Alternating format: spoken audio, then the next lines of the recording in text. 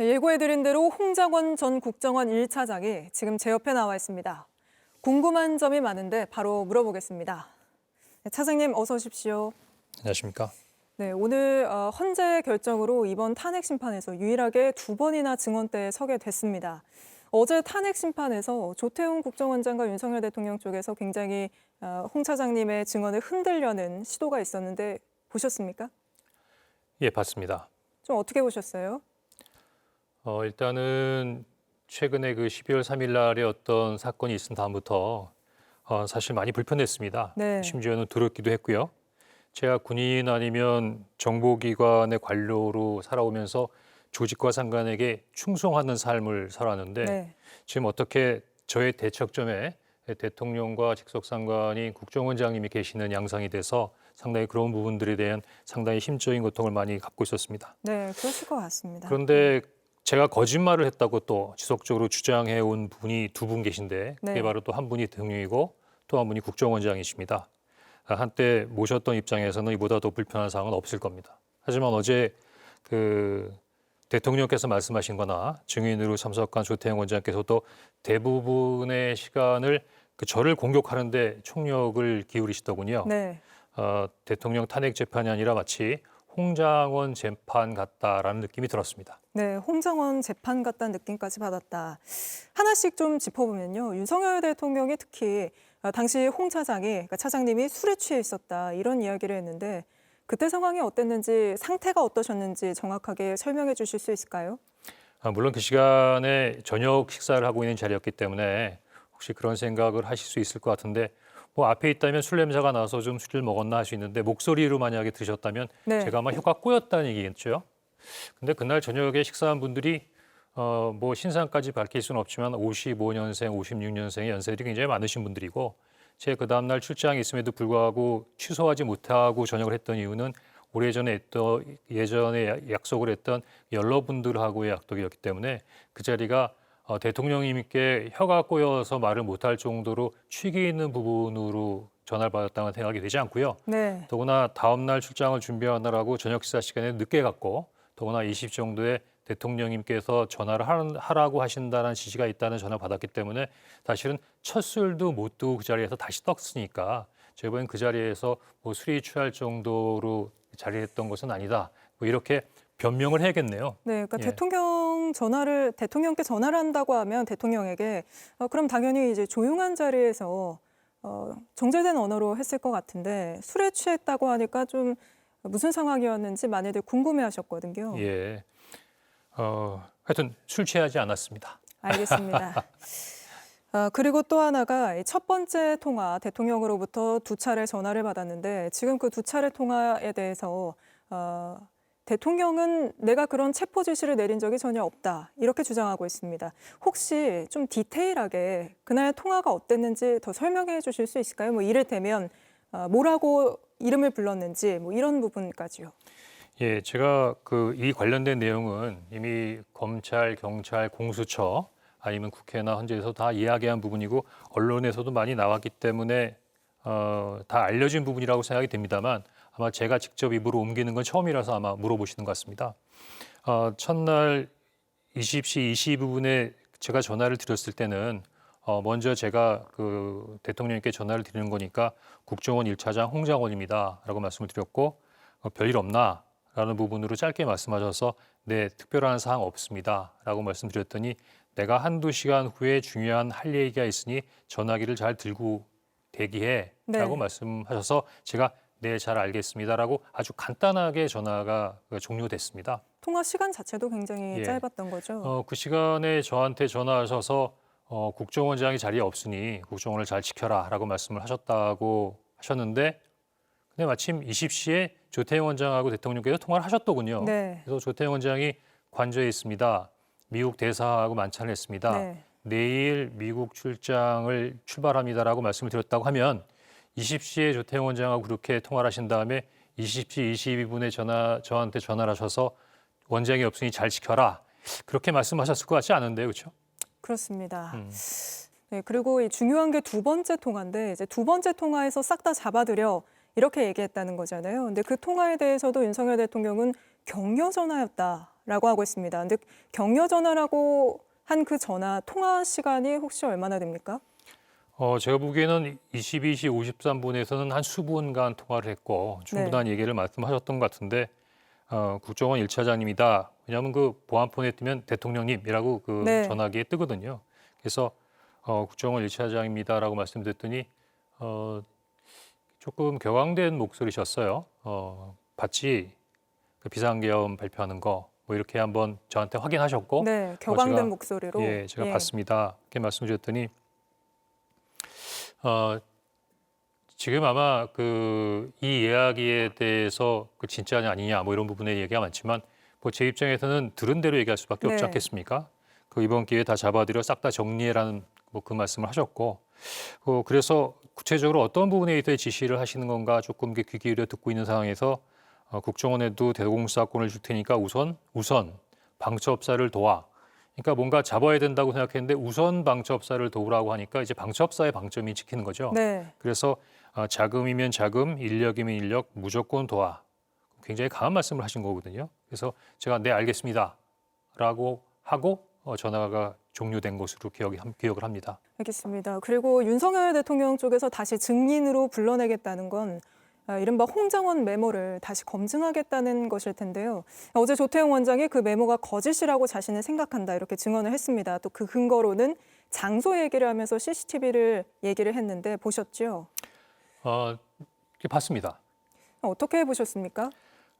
제가 보기에는 조태용 원장님께서 아마 그 헌재에 나오기 전에 뭐 내부적인 부분으로 많이 그 어떤 일이 있었는지에 대한 어떤 조사를 많이 충분히 하시고 어떻게 보면은 홍장원 차장이 당시 거기 있으면서 어떤 문제점이 있지 않나를 면밀히 보셨던 것 같아요. 더구나 이제 보좌관 얘기도 하면서 보좌관에 대해서도 뭐 상당히 자세한 부분에 조사를 하신 것 같은데 저는 조금 긍정적인 부분은 저의 어떤 한계에 있는 개인의 기억에 의존하는 것보다는 뭐 CCTV든 아니면 다른 부분에 있어서의 조사를 통해서 당시의 상황을 정확하게 규명하는 부분은 바람직하다고 생각됩니다. 다만 제가 조금 전에 별도로 말씀드릴 때 말씀드렸지만 이건 약간 선택적 기억이다. 어떻게 그것만 꼭 집어서 얘기하냐.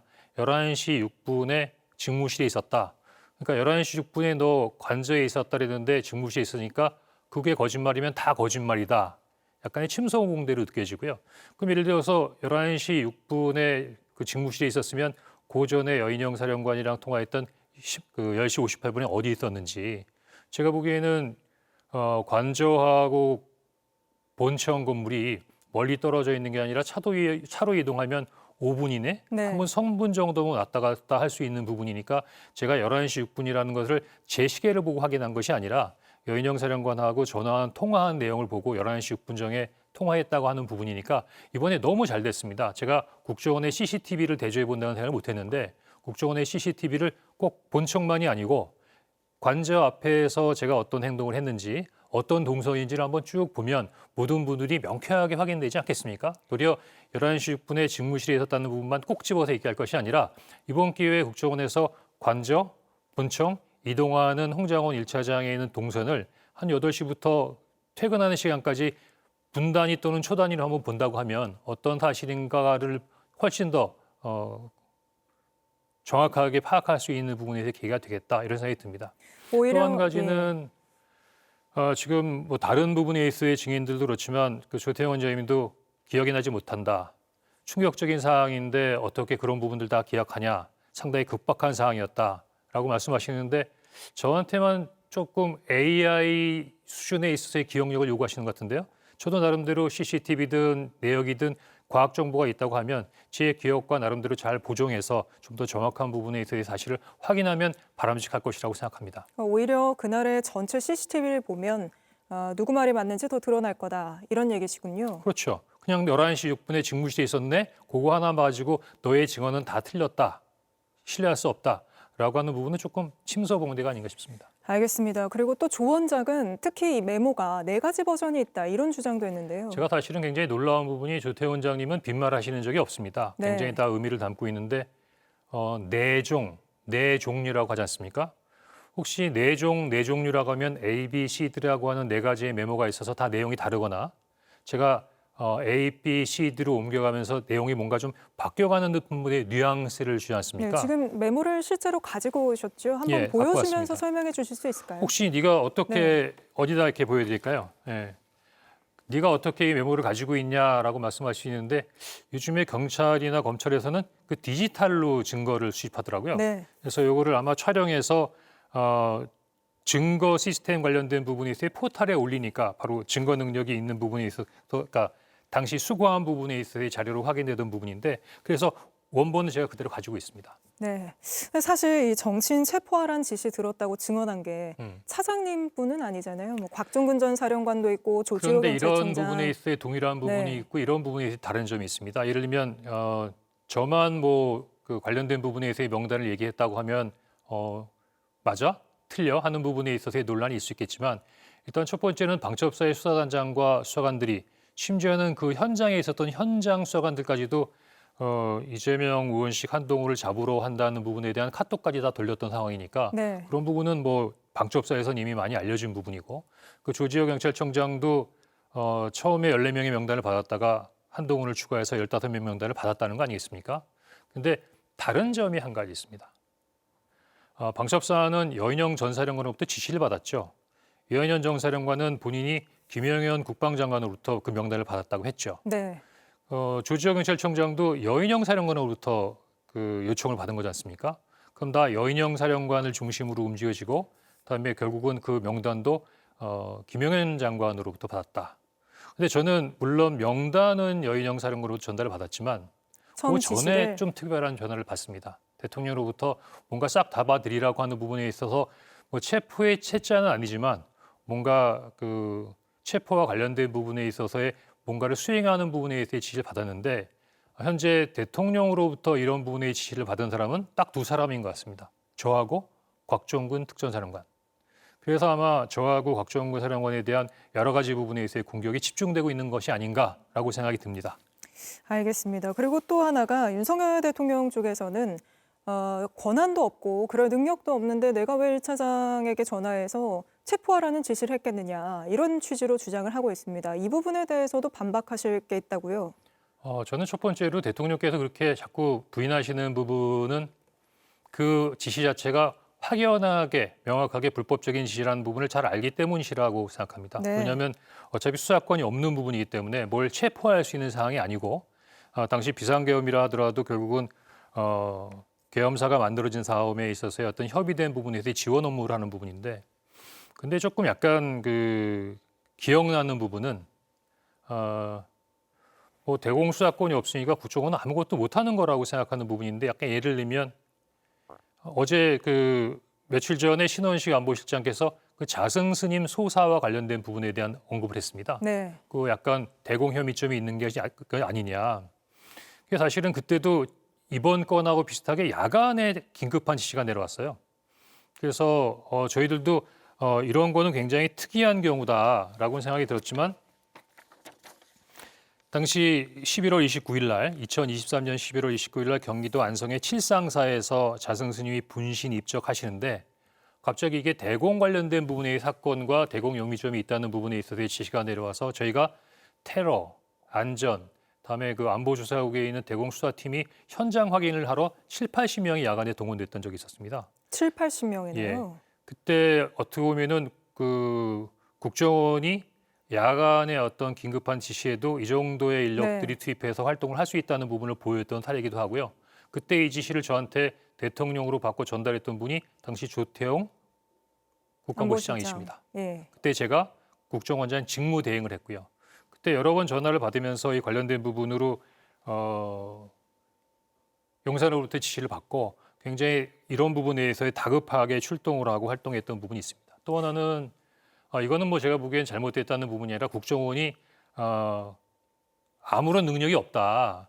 뭐 굳이 1차장 산하에다가 할 수도 없는데 어떻게 그런 일을 시키냐라는 부분에 있어서의 자꾸의 의문점이 있어서 말씀을 드리는 부분인데 방금 말씀드린 대로 대공조사국에 있었던 수사권이 경찰로 넘어간 다음이기 때문에 사실은 수사권은 많이 약해진 부분이지만 대테러, 국제범죄, 네. 재난안전, 방역 관련된 부분은 혹시 더 중요한 업무이기 때문에 그 관련된 부분의 조사 활동은 훨씬 더 확연하게 강화됐거든요. 그 모든 부분에 있어의 업무 영역이 2차 산하에 있습니다. 예를 들어서 저희들은 굉장히 큰 성공 사례고 중요한 부분에 있어서의 기여라고 생각하는데 지난 2024년 5월 달에 재외공간 테러 관련된 부분으로 대테러 센터에서 2단계 대테러 경보를 상향 조정한 적이 있었습니다. 그때 북한의 어떤 요원들이 해외 공간에 있는 저희 공관원들을 테러한다는 상당히 많은 첩보가 수집이 돼서 그래서 저희들이 5개 재외 공간에 대해서 안전팀을 파견해서 공간 직원만이 아니라 그 가족들까지 안전 보호 활동을 한 적이 있었는데 일부에서 말씀하시는 것처럼 대공수사권이 없어졌으니까 국정원이 할 수 있는 것이 없다라고는 부분은 우리 스스로 우리가 뭘 할 수 있다는 부분을 내세워 이야기를 하지 않지만 사실은 국정원이 아직도 굉장한 부분에 있어서 잠재력을 가지고 있다라는 부분으로 답하고 싶습니다. 알겠습니다. 그리고 마지막으로요. 어제 또 조태용 원장이 그 증인으로 나오면서 밝혀진 의외의 사실이 계엄 선포 직전에 김건희 여사와 연락을 주고받은 게 드러났는데요. 국정원장 또는 이 국정원 간부가 여사와 직접 소통할 상황이 있습니까? 그건 뭐 조태호 원장님한테 여쭤봐야 할 사항이긴 한데 모두 다 그렇게 생각하시면 굉장히 의외라고 생각이 들죠. 네. 근데 이제 조태호 원장님께서 12월 3일 이후에 있었던 부분을 말씀드리면 비상계엄 국무회의 갔다 온 부분들도 정무직한테 얘기 안 했지 않습니까? 그다음에 제가 비상계엄이 어떻게 된 거냐, 언제 일어난 거냐 물었더니 그런 걸 왜 물어 그러셨잖아요. 제가 보기엔 이 정도로 내밀한 김건희 여사와의 관계 이런 부분들은 주변하고 관련된 부분의 내용을 공유하지 않으셨을 겁니다.